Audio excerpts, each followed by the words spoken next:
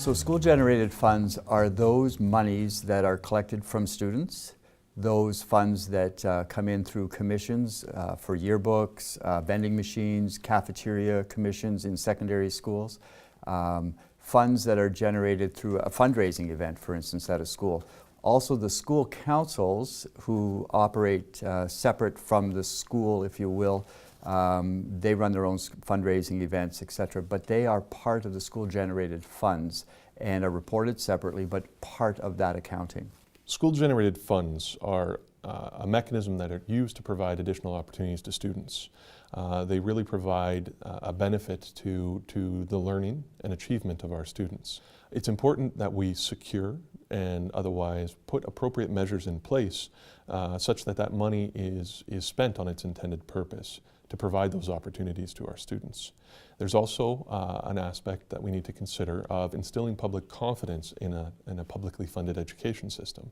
By appropriately managing those financial resources, we will be able to achieve that goal.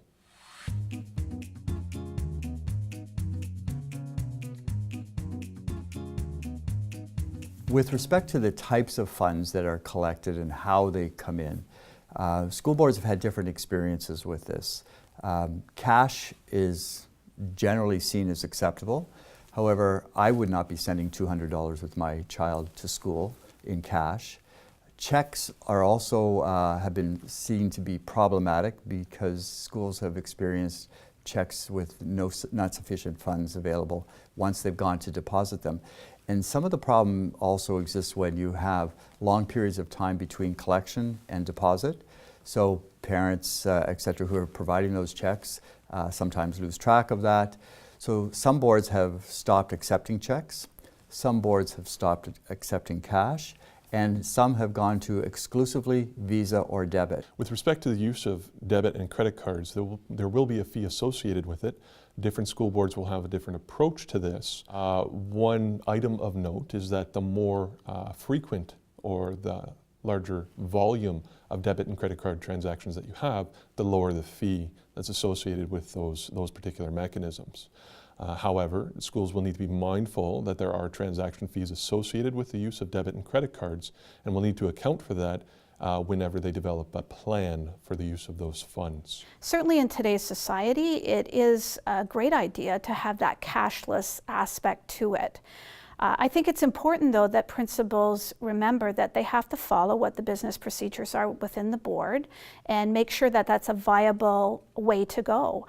I can see that being very positive with parents using debit or credit, but we have to understand that there are also fees attached with that, and the board needs to deal with that particular business transaction. School boards will be in a variety of positions to accept these different types of currency, but optimally reducing the amount of cash that comes into our schools helps to reduce some of the risk associated with the handling, counting, and transportation of cash to a financial institution.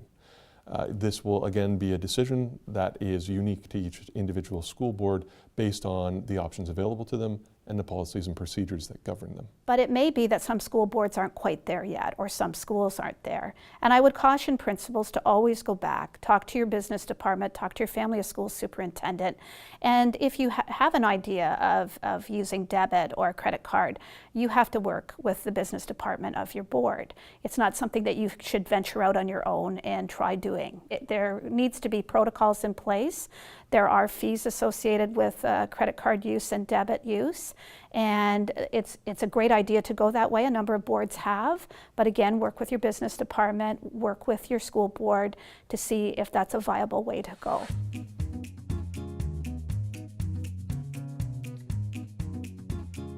When it comes to school-generated funds, each board will have a set of policies and procedures to help govern and manage the collection of those funds. Those policies would include things like who's responsible for the collection of, accounting for, reporting of, and what various levels of responsibility. There should be documents in place that help to articulate the roles and responsibilities for administrators, secretarial staff, and frontline staff collecting money from students.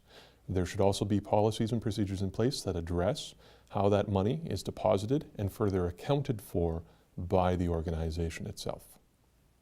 School boards have policies in place. They are important to direct some consistency with respect to how money is accounted for, how money is reported, what kinds of funds they can collect. Do they come in cash, check?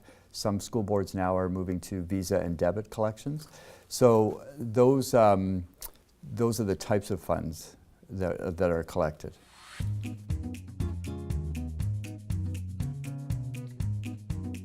We have to have policies and procedures in place so that principals have a very clear expectation of how they're to govern those funds.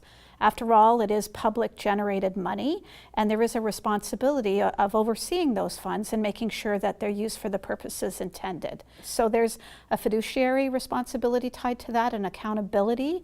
It's something that the public expects when they're paying money for pizza or milk or whatever it happens to be, that whatever funds are generated from that, they're going to be spent on the students in a purposeful way. And I think, from the perspective of the Principals Council, we want to make sure that our principals are following the procedures and protocols in place within boards so that there is no question of a misappropriation of funds or mismanagement of funds. So we really see those procedures as being really important, and they protect our members, provided they're following them.